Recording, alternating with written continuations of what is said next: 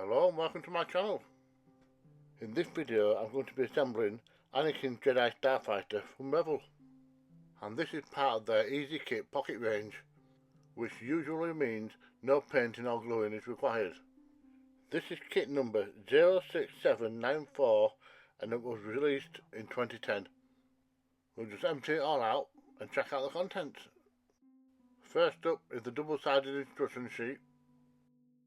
This has in total 8 steps to follow, and the exploded diagrams that come with it are very easy to understand. Here's all the plastic pieces laid out, and as you can see they are pre-painted. So let's snip the parts off the sprues and get building. And for step 1 we attach the floor and the rear of the cockpit. These are held together by friction alone. Next I slide in place the back of the chair, and as for Anakin himself, he comes in 2 parts, his back side and his front side.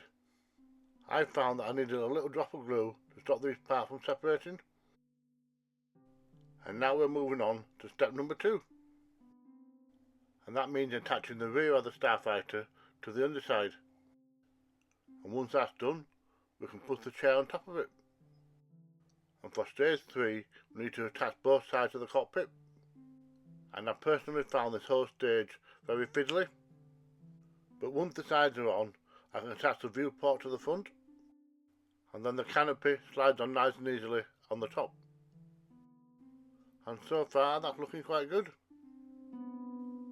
R2-D2's head and shoulders come in 2 parts, they just need pushing together. And before we put them in place, we need to follow step number 5, and that means snapping together both halves of the left wing. Then R2 can be pressed into his little slot on the top, and you just need to use the force to get him in there. And for step number 6 we do the opposing wing, and that's just a matter of lining up the pegs and pushing them together. And if you hear a snap, it means they're never going to come apart again. For step number 7 we've got to attach the wing to the cockpit. These won't go all the way into place, so I'm guessing that by design, because I don't want to force it and risk breaking it. And then the wing tips can go on the very edges,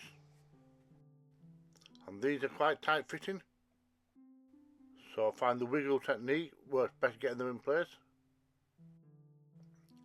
And the last thing to attach are the rocket boosters at the rear. These have to slide onto a small and large peg, so they can only go in a certain way.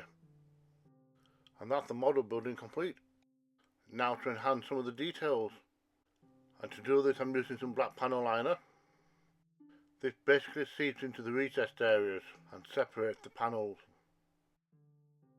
The cotton bud is useful for cleaning up the spillages, because once the ink has dried it becomes much harder to remove.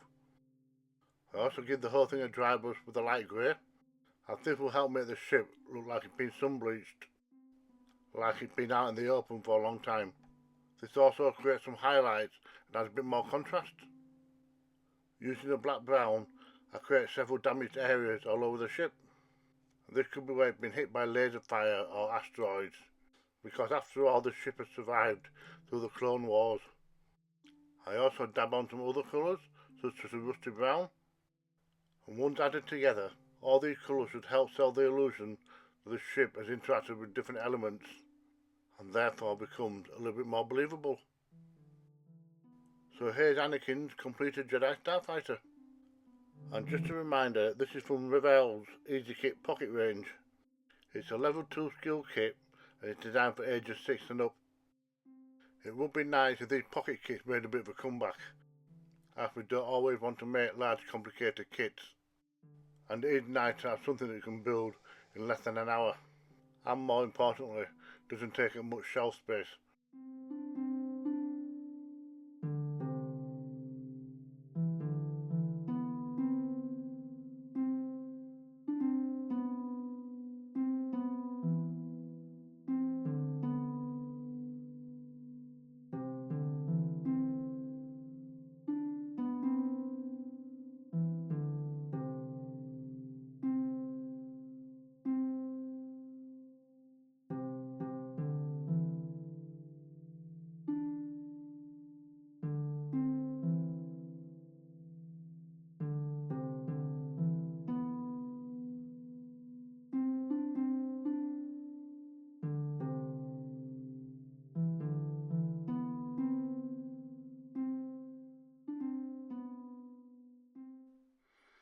Thank you for watching. Don't forget, if I can do it, so can you.